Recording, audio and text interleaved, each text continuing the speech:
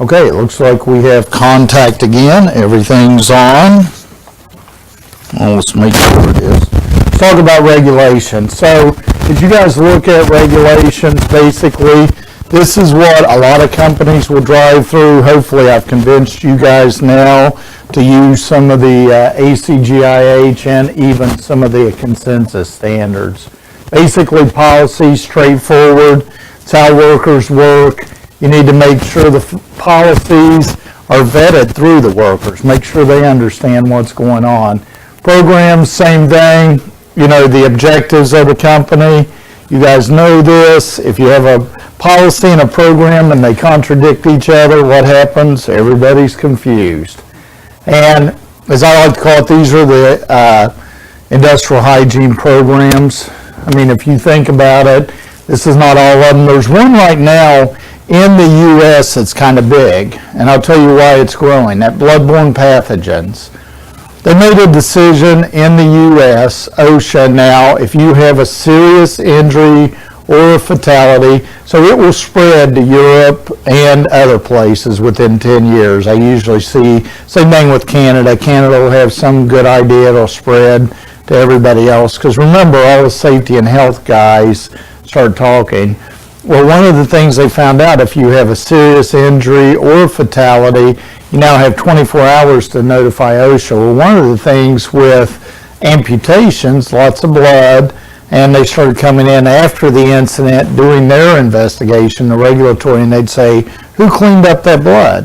What did you do for first aid? Were they trained? So suddenly, bloodborne pathogens have taken a big oomph up in regulatory action. So kind of my thing, if you're operating in the U.S., you may want to look at your bloodborne pathogen program. I say there's two things you need to teach employees. I'll make it simple if you guys do it. First of all, if suddenly I start bleeding or something goes wrong here and I got blood flying all over the place, what are you guys going to do? Leave. Okay? Before you leave, Dave, you like me. Pretend you like me. What would you do? Call 911. Yeah, call security, get them on the way. What's the other thing? If I was bleeding and would you come up and help me stop the bleeding? Okay, good. Yeah, but even if you have protection, if you the universal precautions, if you haven't been trained, you want to lay them material and let them apply pressure. So again, that's my two. I'm sure I'll get comments on, I've slaughtered bloodborne pathogens, but that's the biggest thing, because what do we want to do as humans? Protect ourselves. Yeah, we want to help each other. Well, protect ourselves. I hope we want to help others every now and then, Dave. I better not ask that question here. So again, procedures are day-to-day. And then this is my example, guys, of a respiratory protection procedure. And this is one that whether you're doing consensus standards, whether you're doing OSHA, this hits every part of a respiratory protection. You get down through there, you do the hazard analysis, selection, medical clearance, fit testing. The one thing that in this JSA or JHA, what do you think you're going to be doing in there that you guys should be interested in because you're in an industrial hygiene class? Hopefully you're going to do some analysis to generate that. And again, quality assurance and the program audit, surveillance, even vendors you can go through.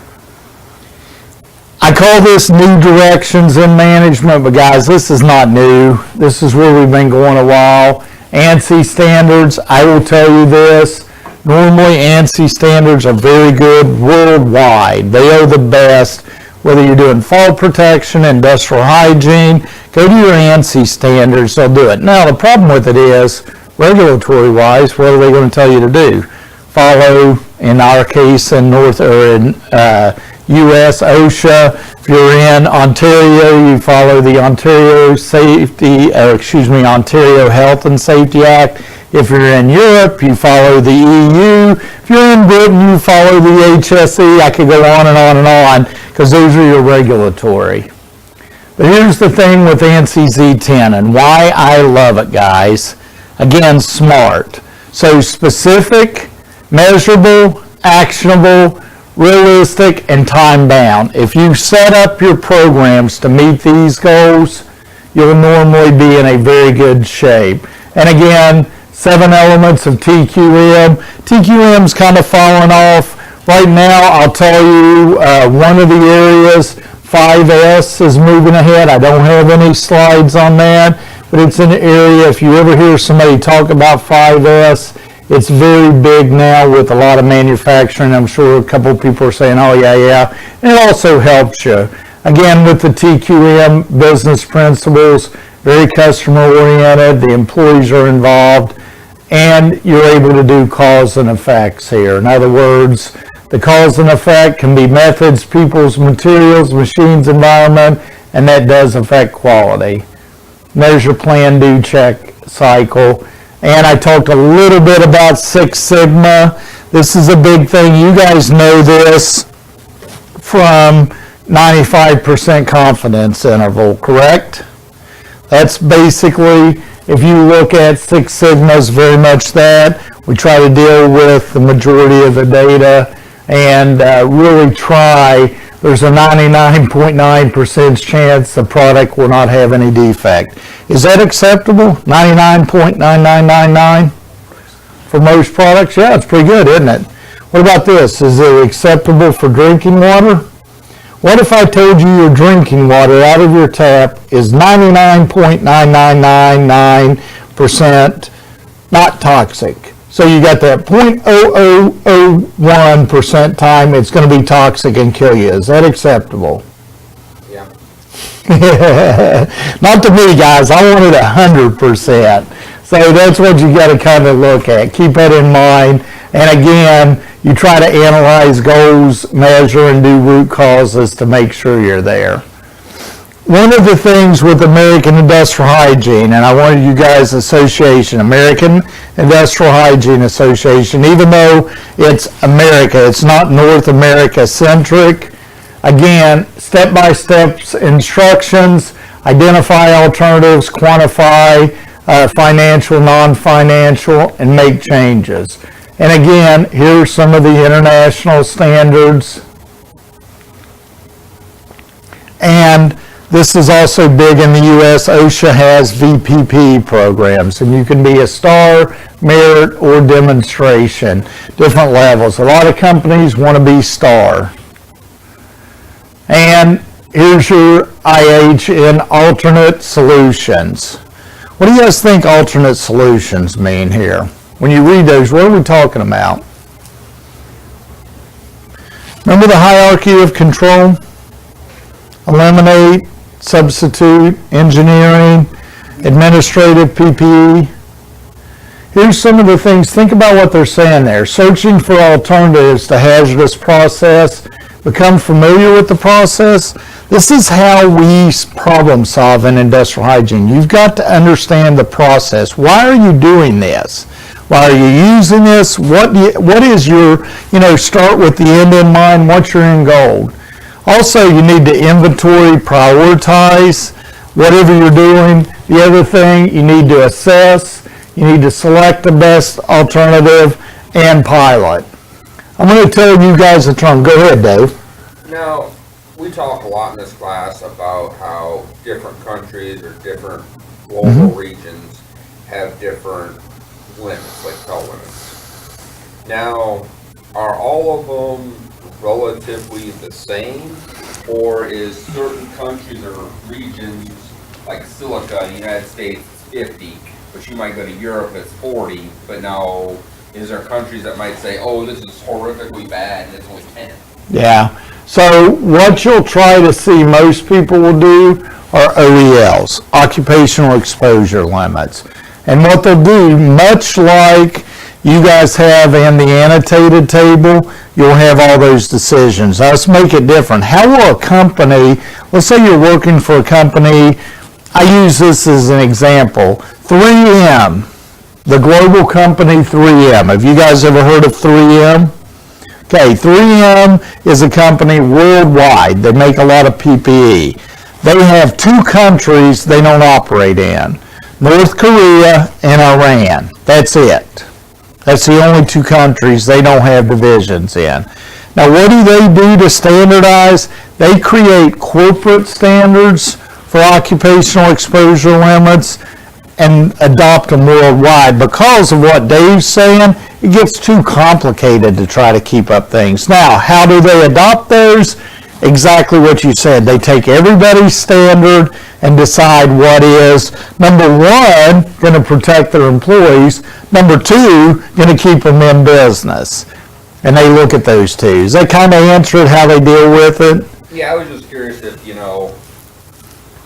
I guess for lack of a better term, it's something the U.S. looks at as being not very bad, but you go over in Europe, and Europe's like, oh no, that substance is horrible. You need to do, a lot more protection, because you're now in Europe compared to the U.S. And one of the standards, and this is probably, and I don't know, usually I have somebody online in California, look at the standards in California for chemicals, and I'm going to use chemicals, and look at the standards of the rest of the U.S. They're more strict. Yeah. So we talk about global, even within the United States there are different ranges. And how do they handle that? Again, companies will try to set standards that they can do throughout North America or the U.S.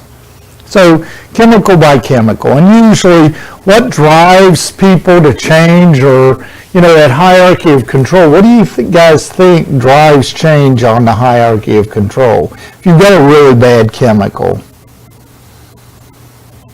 Medical costs of people exposed to it. Medical, safety, and sometimes you've got to pull that data. So, asbestos is the best example ever. We have tried for years and years and years to do away with asbestos. I actually will show you a video here in a little bit, and you'll see in 1938, silica was recognized as a serious hazard. When did the standard just get published? 2016. Yeah. Or 2017. 16, 17, right in there. And we'll talk about that. But that's what you need to do on those. So, questions? Okay, it's kind of that. I'm going to launch right into what I kind of gave you guys the heads up on, the silica. And I just want you to see this one. So, with that said, I'm going to talk more construction standards. So this will be somewhat OSHA based, but it's also worldwide. And I want you guys to see this, the why. Why do we worry about silica? Look at each year. How many lives will this rule save, or should this rule save? Pretty amazing. How much, you guys talk about that. You talk about what is the net industry. And guys, these are not indirect costs. This is real cost. Pretty amazing, isn't it? And I want you guys to see that, because a lot of people did not look at silica. It used to be people didn't worry about lead. Now all of a sudden they do that. So I want to show you guys this video I kind of talked to you about. Hopefully I don't have it too loud. And I feel it to be my duty to make this report available to the working people of the United States and to their employers. This report shows how the silicosis occurs, where it occurs, and what the disease is. The report emphasizes that these control measures, if conscientiously adopted and applied, that silicosis can be prevented. When I first seen Francis Burkett's video, I was just outraged that in 1938, 60 experts spent just a year to figure it out and to really make it simple. Turn the water on and turn the vac on.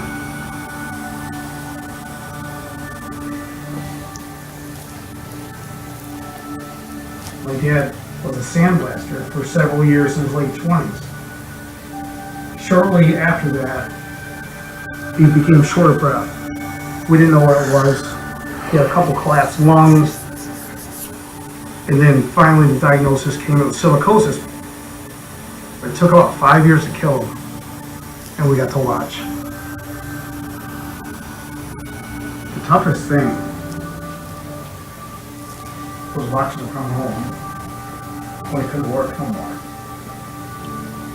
And literally fell on the ground and cried. He said, I can't do it no more.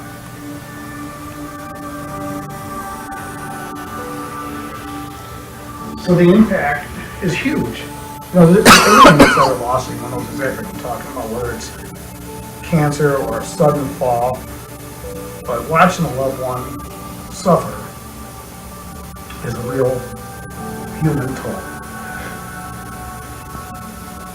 They didn't know then, and most people don't know now about the hazards of working around silica, dry grinding and cutting and polishing material that produces silica dust.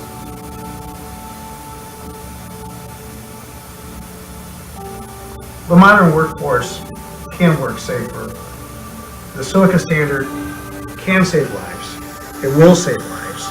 And frankly, it's going to save a lot of money.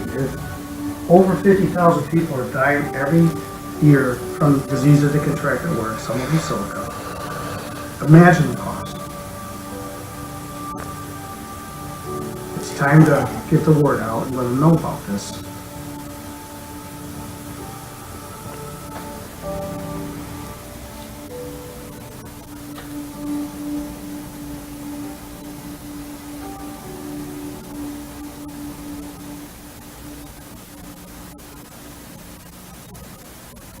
So you guys, that video's available.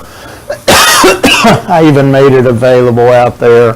But it kind of presents the case for change for silica.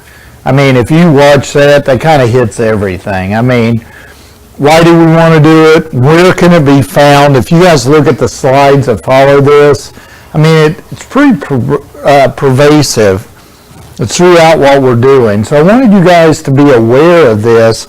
This was not a module they used to cover in this class. Silica was not in it. I added it in because I feel like at a graduate level, you guys need to understand the impact of this.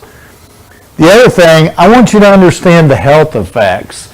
Again, I kind of described to you, and I know people get upset because they're like, well, neither way's the way I want to die, but, you know, this is, you know, the silica, what happens to it, it's non-reversible. And, you know, with the lung disease, I know the asbestos causes it. It's also associated with a lot of kidney issues too. So you get the shortness of breath, the severe cough, the chest pain, weakness. Here's your number of cases, guys, and I want to show you the two states near us. This is just in Ohio and Michigan. And if you notice, Michigan's up there for 2003 to 11. I didn't have Ohio notes, but this is where this data comes from. And you can do this for every state. So I just want you to be aware, this is not something that we're kind of making up. This is real world. 1938, they recognized this as a problem. By the way, if you don't know anything about Frances Perkins, yeah, people always point to her as a great occupational health person. Obviously awesome, you know, female, did a lot of great things. But beyond that, she literally set up the Department of Labor and a lot of OSHA. I give her credit for a lot. And again, this is what you look at, the data. If you look at underlying contributing cause, deaths, silicosis, you can see we're still over 113. And this database accessed around 2015. I think it's been updated. So I want you guys to watch what happens with silica.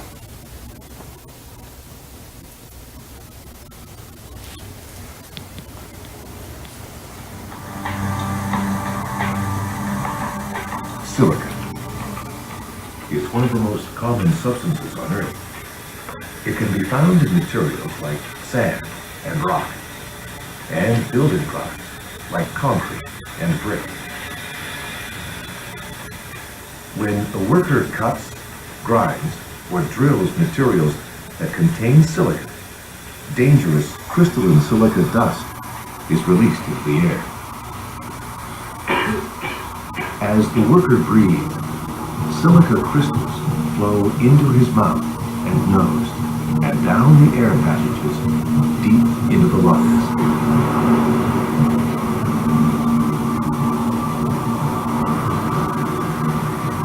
The tiny crystals enter the small, fragile air sacs where oxygen is absorbed into the blood. Immune system cells, called macrophages, engulf and try to dissolve the crystals, but they are unable to. Over time, more and more crystals build up inside the macrophage cell. The macrophages carry the silica into the walls of the lung, where they die. Scar tissue forms around the dead cells and spreads as more cells die. This damage can continue even after the exposure to silica stops. Eventually, so much scar tissue forms that the lungs can no longer function. For information on how to protect yourself from silica exposure, visit WorksafeBC.com. So I wanted you guys to see that and kind of see there are definitely videos out there that describe it, but I hope you guys are not this guy here. What's he doing? You guys see what he's doing? Burying his head in the sand, yeah. The expression they use all the time. So again, here's the construction standard, and Dave, you said it, and I didn't want to say anything, but 25, what is 25 micrograms? What is the current silica standard for construction? 25? Is it? Because you kept saying 50. You were right. I won't argue that with you. 50 what? Milligrams. Yeah, usually people think it's milligrams. I want you to notice micrograms. That's why when you kept saying 50, I thought, Dave's got it. He's got the number, but nobody ever uses the units. And that's why I want you guys to see what's the difference there. And I highlighted that in red. So that's the standard. And why is it? I hope you guys understand, because of the objective data, or when they say objective, they're talking about evidence-based data. So this is a serious issue, guys. I know you guys are going to say, well, there's lots more serious injury fatalities. This is a chronic issue that your employers have to deal with. So talk about even in the construction standard. By the way, there is a general industry standard in the U.S. now, very similar to this. The biggest difference you're going to see, you're still going to have the competent person. You're going to have regulated areas. You're going to have one of the things I like in this presentation. It actually talks about what is respirable crystal silica. It's quartz, crystalloid, triminerite, and it contains airborne particles. So here's kind of what the employers need to do. Again, this is in the standard. By the way, this is very close to the ANSI standards, guys. So it's not just North American, it'll cover throughout. Then it talks about control methods. So we're all in this class about, okay, we can measure, we can do the calculations, how are we going to control? And that's what he was talking about, the vacuum cleaner and the wet methods. Here's my caveat on this. There's a table 1 chart for construction. OSHA has recommended it, and you guys are going to see that this table 1 describes exactly what the methods, what you're doing, the task you're doing, and what's required. As far as, do I have to wet it? Do I have to have a vacuum? This table 1's pretty descriptive. My problem with this is, because you have to do, if you follow table 1, you're not supposed to have to do sampling. Following table 1 is very difficult, especially when it's your workers. So I just want you guys to be aware this is out here, but there are some And I'll tell you this, why does wetting silica not always work? What happens when an employee's wetting sand or let's say he's grinding concrete? Why would it not work? Why would there still be an exposure to silica when it's wet? The method says wet it. Why wouldn't that work? The water evaporates. There you go, it dries out. So keep that in mind too.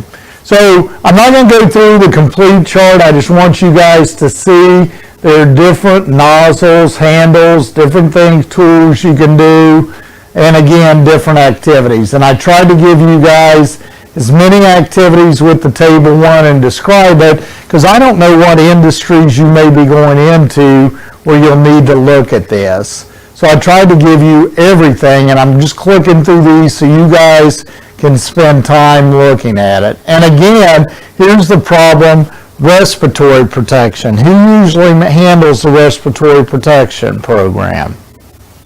Ta-da, industrial hygienist, yeah. So you have to go out and do that.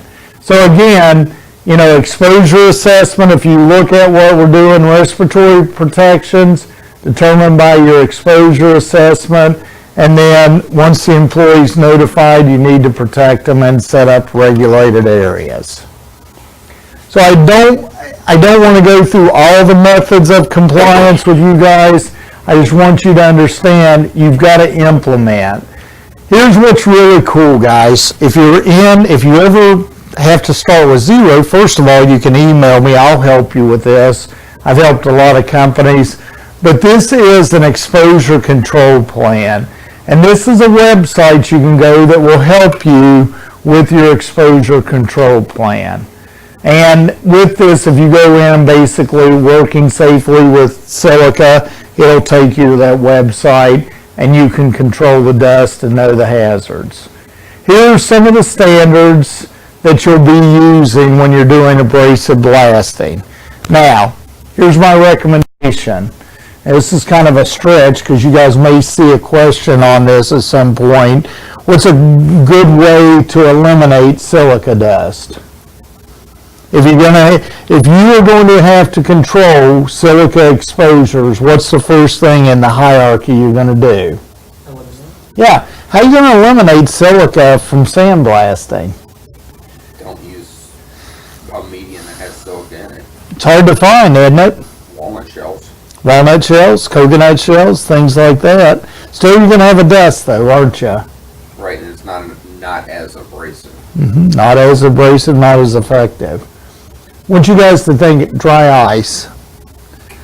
Literally, dry ice is something that I've used for certain applications, especially in oil and in a lot of industries that work very well if you're sandblasting. So I offer that out there. Doesn't always work, but it's a good way to eliminate it. But isn't it a lot more expensive? Not really. You know, kind of ironic. What do you have to clean up when you're doing the other methods? How much cleanup do you have to do? Quite a bit. Yeah, how much do you have to do with dry ice? None. Yeah, it just drains. It's water. Most areas, especially if you're doing food type or some type of area where you've got good manufacturing, it's really a good way to do it. It's kind of my trivia for the day. You guys pay lots of money for this class. That's at least worth $5, maybe. I don't know, maybe less.